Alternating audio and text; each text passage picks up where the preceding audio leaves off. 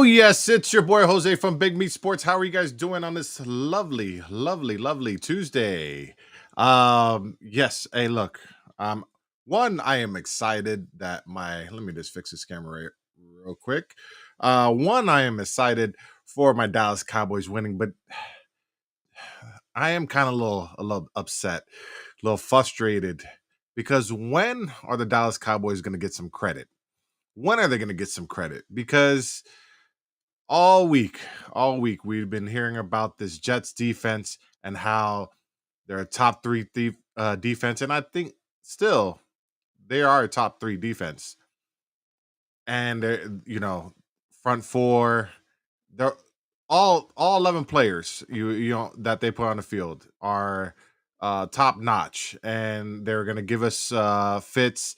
And the Dallas Cowboys won't be able to score, or they got to come up with creative ways, and there's going to be a low scoring game. And what did my Dallas Cowboys do? What did my Dallas Cowboys offense do? Put up a 30 burger on them. Should have been a little bit more if Dak Prescott doesn't miss that corner of the end zone. And I know he wants that throw back. But come on, guys, what are we doing? Like, try and discredit our win. This is a really, really good Jets defense. Jets offensive team, their offense, I want to say they have players. We've been hearing from Bart Scott, Chris Canty, all these other, former players that saying that the Jets were going to run all over us.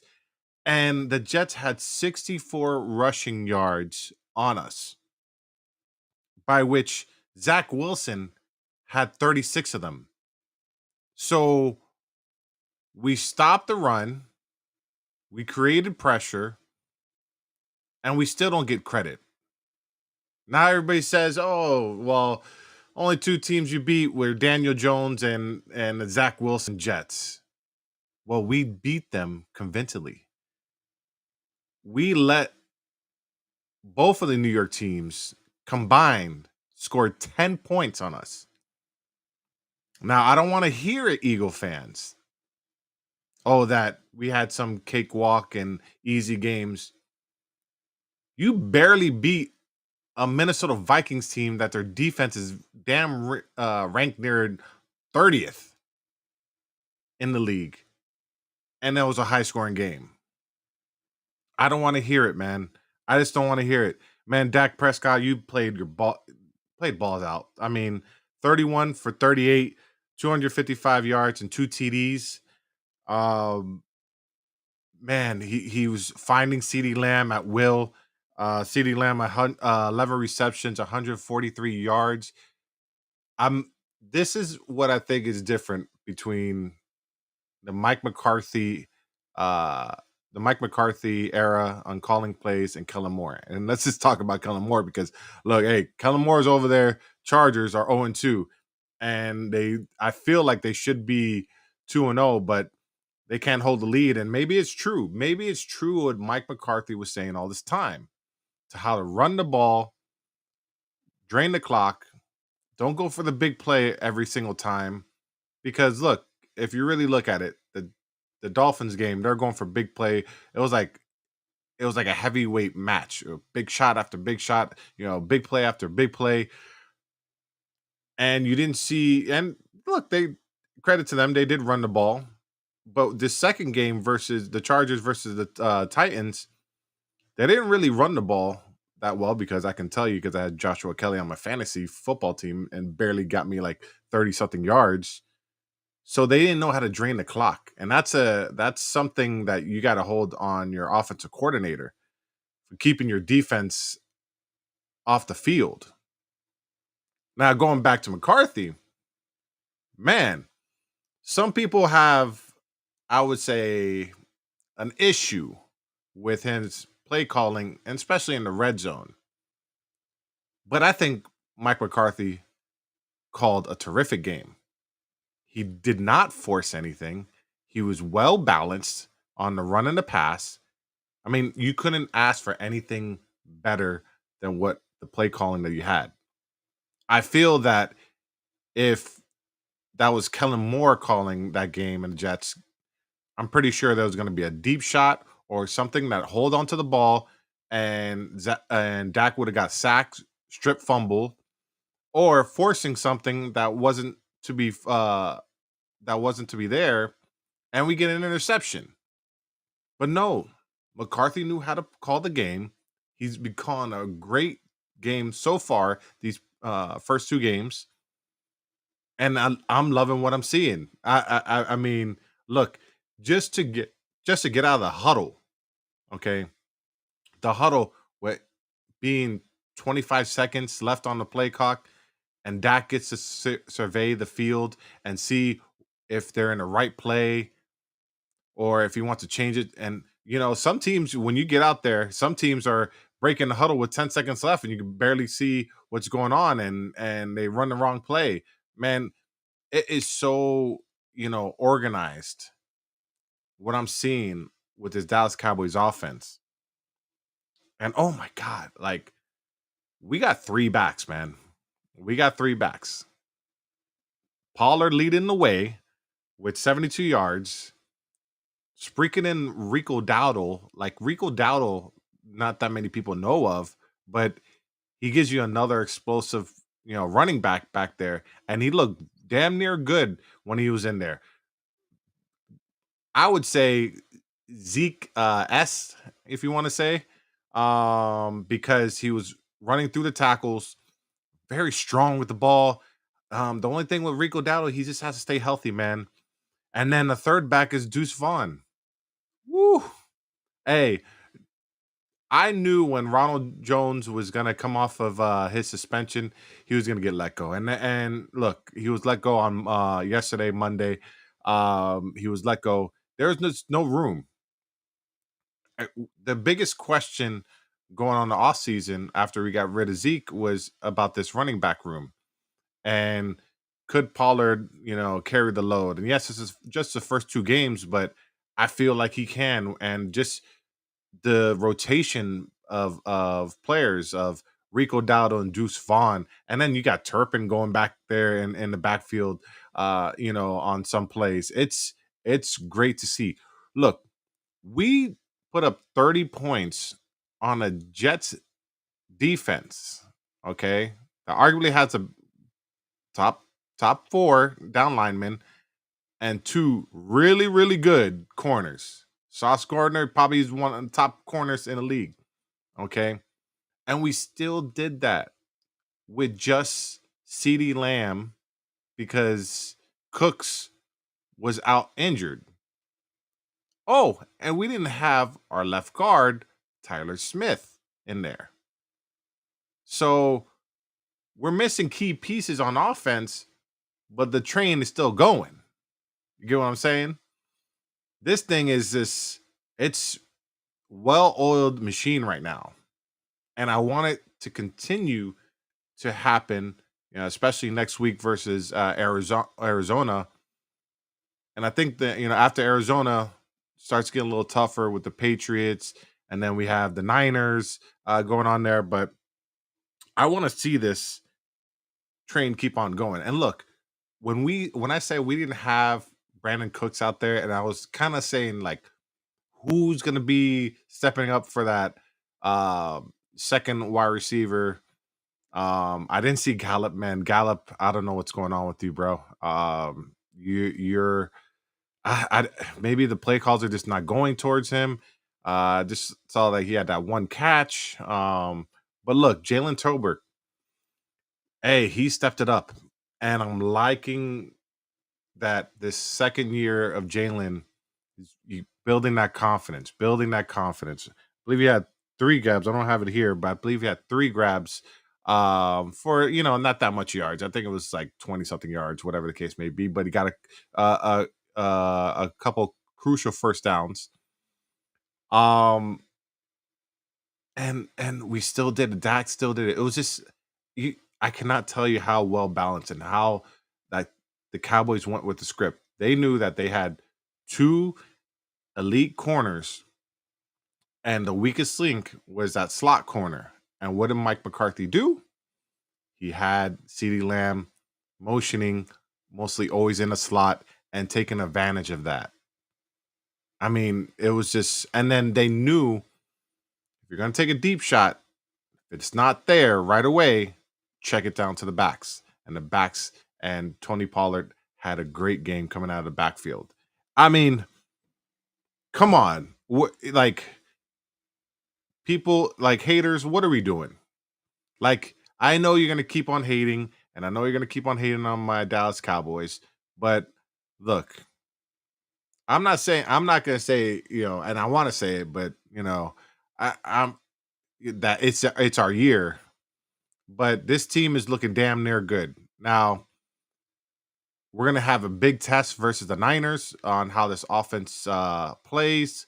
But this defense, it's on another level. Like Micah Parsons, look, I gotta show you some because Micah Parsons just really dominated during this game, and it's just exciting to see. There you go. Oh my God, look at that.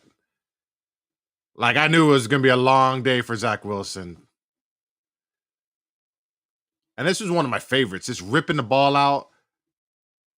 And and put juking number 10. I think that Alan Lazard.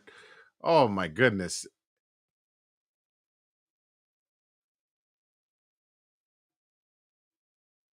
Look at this. Look at it. Over the center. Got them all over, forcing INTs. And they're trying to run a screen. Everybody knows a screen's coming. It was just, hey, look, I'm telling you, like, this is this is looking scary on this defense. This is looking very, very scary. Um, and you can see how the defense is just playing as one unit. When Parsons went inside, he knew he was going to fake left, go right, and you had number 30 there filling in the gap in the hole. Um, it's it's scary, and Dan Quinn has these boys like rolling. The whole week was, can we stop the run? And Demarcus Lawrence, I believe it was the first play of the game with a -4 yards. He set that tone, and we set that tone from the beginning. And some of these, and it's laughable because when you watch Get Up or some of these people on ESPN says, man, they should have kept on running the ball, running the ball, running the ball. Well, yeah, running the ball 40 times. Yeah, let's see if that's gonna take care of that's gonna beat the Dallas Cowboys. No, that's not. Yes, they probably should have ran fewer, what, 10 more times or whatever the case may be, but not running almost every down. I mean, you're being predictable. Like I think the Jets did what they could do. And just Mike McCarthy, look, this is the thing. Like it surprised me that when we started the game, we won the coin toss and we wanted the ball. That's how we set the tone. Because not only that we wanted the ball, we got the ball and we went down the field and scored on our first possession. That was setting the tone for the day. On this again on this great defense from the Jets. This defense just held Josh Allen and had Josh Allen do 3 interceptions and one forced fumble. This is the same defense that people were praising last week versus Buffalo Bills. But when it comes this week, oh, Zach Wilson and they're they're uh they're just playing behind the sticks and this and that. Come on. Like, what are we doing? What are we doing? Give this Dallas Cowboys offense some credit. You have to. Please. Got to give them some credit. It's getting ridiculous now. Like, and I get, again, there's going to be another test coming when we play the 49ers and that defense and that defensive front and their corners and their linebackers that are just as good as the Jets. Some will probably say even better than Jets, but we'll see how we take care of that. Take care of the 49ers. But we just took care of a very good, I won't even say great, but I'll say very, very, very good Jets D. You have to give us some credit, man. It's just come on, the haters are talking this week. Like y'all were y'all were last week, leading up to the Jets game, you were saying this Jets defense is gonna, turn Dak over, and they almost did. Hey, look, Sauce, you gotta hit those jug machines like CeeDee Lamb and Michael Parsons says. Gotta hit those jug machines. They could have. Hey, look, he could have had that interception and would change the game probably. But watching that game from from start to finish, the offense it's kept on moving the ball. Nothing seemed forced, man. Nothing seemed forced. And I'm telling you, look, and Ryan Clark said it best, where he's trying to give praise to Mike McCarthy, that saying that he's a better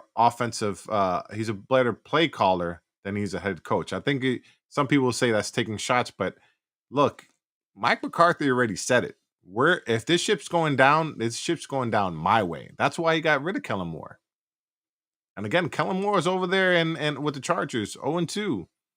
Maybe something with McCarthy saw something, and maybe McCarthy was right this whole time of run the damn ball, show creative ways of run the damn ball. I'm still pissed about that.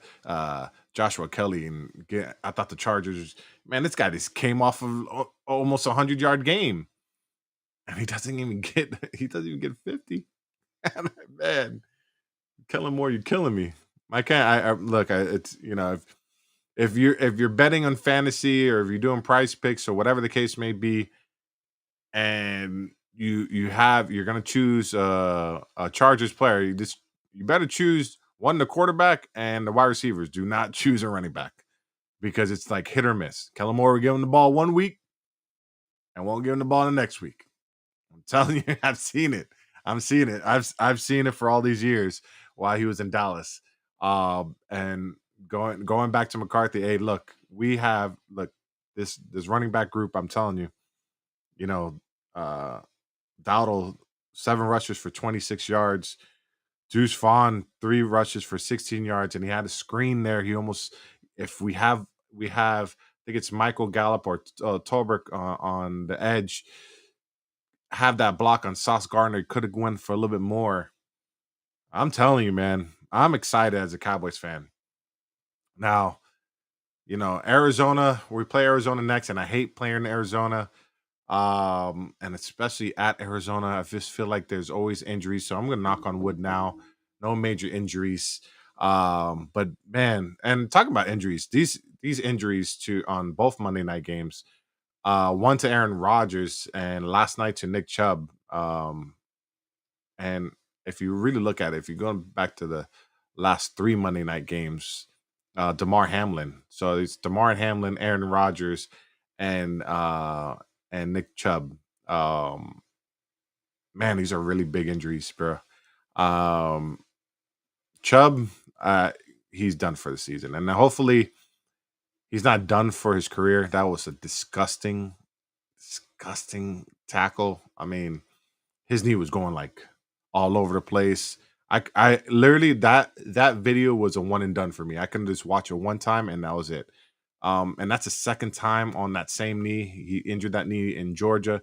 And if you want to go look at it, go on YouTube, and I'm pretty sure they'll show comparisons and so on and so forth. But man, and it couldn't help. It couldn't have happened to like a better guy. I think everybody was, roots for Nick Chubb.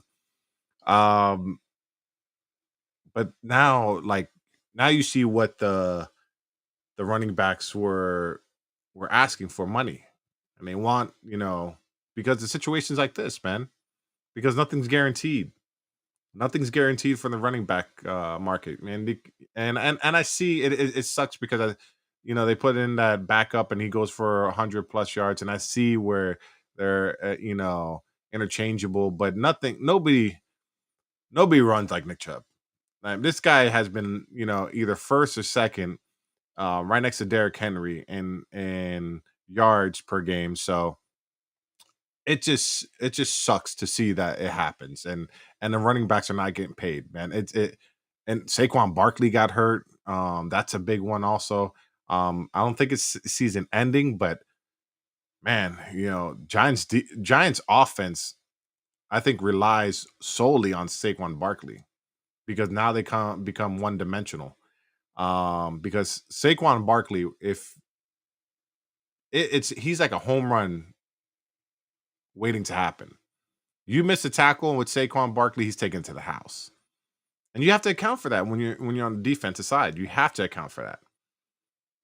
But these injuries to these top players, and do you think do you think it's because of the shortened preseasons, only 3 preseason games?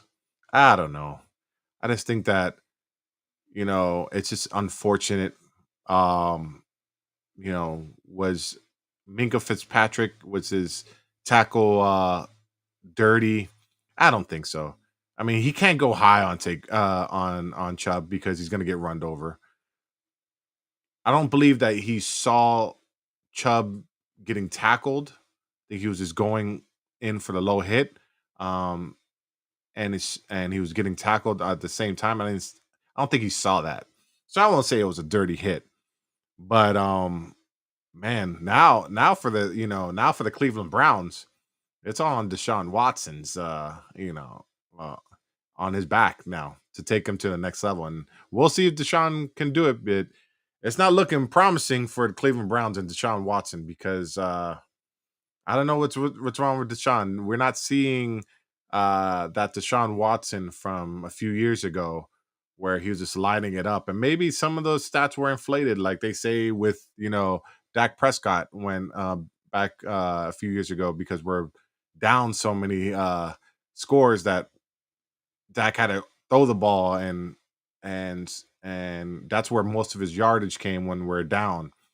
Maybe it's that. I don't think so. I think Deshaun Watson is good, but it's looking really really sad right now for Cleveland Browns. Right, I'm telling you, like Cleveland Browns, their city of Cleveland has been earning for a championship or just become a good team and deep in the playoffs and and all that money that they guaranteed Deshaun Watson, and he's not right now. He's not living up to it.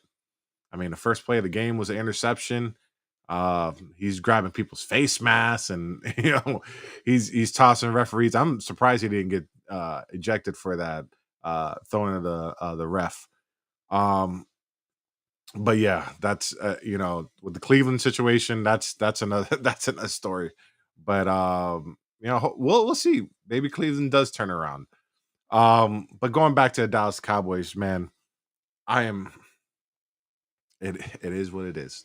You put them in front of us, and we dominate. We dominated the two New York teams.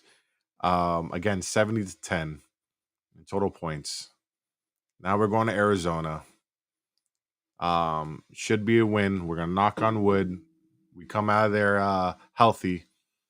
Because I'm telling you, these Arizona games, especially in Arizona, there's something we always come away with a big injury. So hopefully everybody takes care of themselves.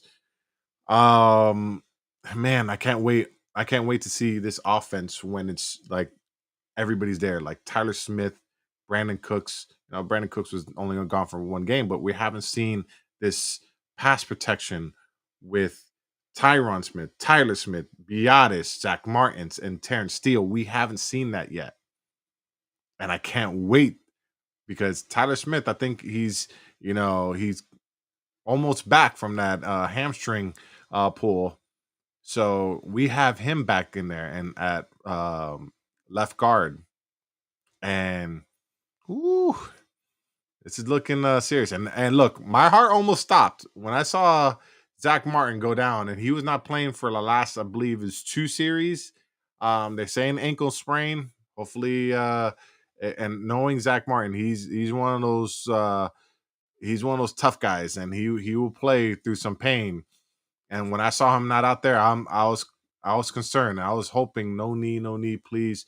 And if it's anything, it's very minimal. And they said it's ankle sprain, so we'll see where it goes from there. But I'm just this offensive line. I'm telling you, we don't have depth. We don't have depth on the offensive line. I'm telling you, and we might get Lel Collins off the street for some chump change, we might do that. But I just want to see this offense with their starting five. If we're doing this with without our left guard and Chima Adoga has, I had my questions with him, and I was like, man, he's going to be a liability because we saw it in preseason. We saw him get run over in preseason, but again, when totality, when you're looking at it, you're like, oh shit, he was going versus the Dallas Cowboys defense. So maybe we should take that with a grain of salt because he's been doing well even though he got hurt and it looks like it's an elbow injury. So hopefully we get Tyler Smith back once he is starting five back in there. But um man, I just wanted to come up on here. I usually try to get a co-host and then get I was trying to get one JC to come on and talk about his Dolphins, but look, I had a rant, rave, and show some of my displeasure of the haters, not giving us credit for this win. So I went a little bit long, 27 minutes as we're speaking. I didn't think it was going to go that long, but man, hey, I'm excited to be 2-0. I know some teams are out there that 2-0 teams are still wondering about their defense, Eagles, about their offensive play calling, Eagles. Um, they're fighting on the sideline. Oh man, look, Jalen Hurts and AJ Brown. Oh man, does AJ Brown don't respect Jalen Hurts? Oh wait, weren't you guys saying that about Dak Prescott and Trayvon Diggs that he doesn't get? Okay, yeah. We'll just leave that there. We'll just leave that there, guys. But look, again, I'm excited that we're 2-0. We're leading our division right now, and in all the categories, and but I can't wait. Can't wait for week 3. Can't wait for keep on seeing this team progress and keep on getting better. Um, Again, this is Jose from Big Meat Sports Podcast. Don't forget to like and subscribe to the page. Don't forget to hit that like button. It does really help out. And subscribe to the page if you haven't subscribed to all of our major platforms. Do it. We'll probably see if we can get JC on here one of these days and rant and rave about his Dolphins being 2-0 also. If you're from South Florida, there is a game. Dolphins play the Denver Broncos. Gonna try to see if I can make a tailgate. First tailgate in Miami. First tailgate. Dolphins tailgates are always crazy. So I'm not trying to miss that. So I can see if I can get off of work and attend that game. Or attend that tailgate. Actually, I just want to go to the tailgate. Don't want to even go to the game. But yes, please follow us on all major platforms. Tell your friends about us. Tell everybody about us, and we'll catch you on the next episode.